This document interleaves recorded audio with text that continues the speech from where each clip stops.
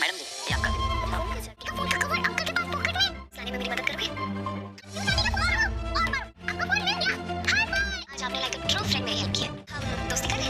ये रिश्ता क्या कहलाता है के आने वाले एपिसोड होने वाले हैं धमाकेदार। जी हाँ दोस्तों, आने वाले एपिसोड में आप लोग देखने वाले हैं कि उधर मीरा, मायरा, अंजुमन जैसे ही होटल में खाना खाने जाते हैं तो जैसे वेटर आता है खाना ऑर्डर पूछने के लिए, तो वहाँ पे अबीरा कहती है मेरा फ़ोन नहीं मिल रहा, पता नहीं कहाँ गया। तो मायरा कहती है वो उस आदमी के पास है जो उधर बैठा है। तो अबीरा कहती है मेरी मदद करो मायरा, तो इससे फ़ोन छीनते हैं। तो मायरा और अबीरा मिलकर उसको सबक सिखाते हैं, उससे फ़ोन अपना लेते हैं। तो वो बंदा तो भाग जाता है होटल से। तो अबीरा बहुत खुश होती है, मायरा भी अबीरा मायरा की तरफ हाथ बढ़ाती कहती है आज के बाद तुम हम फ्रेंड्स। तो मायरा थोड़ा यहाँ चुप हो जाती है और फिर गर्दन हिला देती है। तो अबीरा ये सीन देखकर बहुत ही दुखी हो जाती है और अबीरा के लिए ये दुखी सीन ही होता है।